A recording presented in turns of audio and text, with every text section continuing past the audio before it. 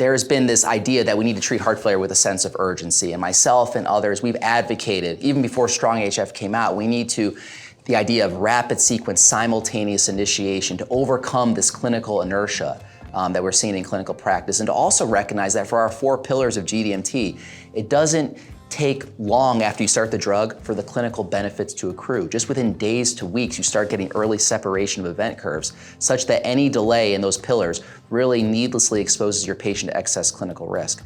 So we've been talking about that for some time now, but it's been kind of indirect evidence. There's never been a trial, people would argue with me, that said, hey, tested making all these medication changes at the same time, starting all the medications in unison, for example.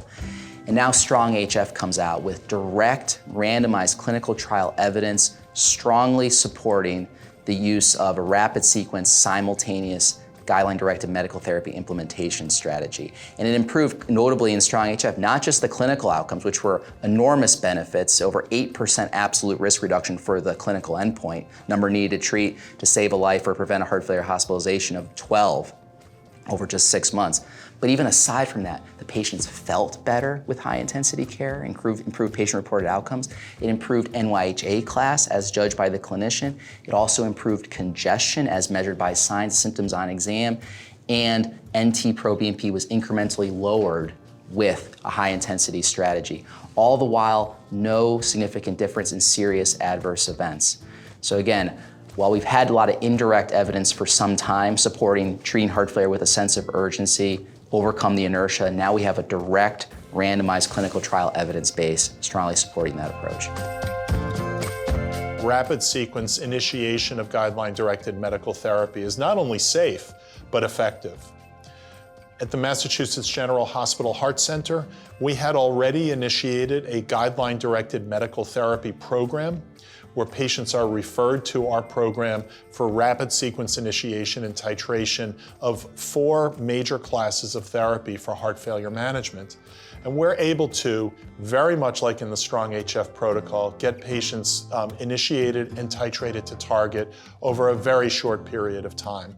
It is well tolerated, and we can clearly see an impact on quality of life, heart function, as well as event rates. One of the things I'm most excited about with STRONG-HF is the evidence now that we have for the safety and efficacy of rapid and novel medication titration strategies. We've known for a while that these medications, when added slowly and sequentially to people, really improve outcomes. And then STRONG-HF really provides the evidence for the safety and a structure of how we can do this. And the really important reason of doing this so rapidly is that the longer we wait to start these medications, the longer we wait to increase the doses to the goal doses of these therapies, our patients are at higher risk of these terrible outcomes. And so the quicker we can get people on the best therapies, the greater the benefit for the patient. So my experience in trying to introduce rapid GDMT titration for patients with heart failure is that we have to take an individualized approach for many patients, although STRONG-HF really challenged that a little bit with the ability to rapidly titrate the beta blocker and either the ACE or the ARB pretty quickly. Most people were already on an MRA, so it was really focused to beta blocker and ACE or ARB titration.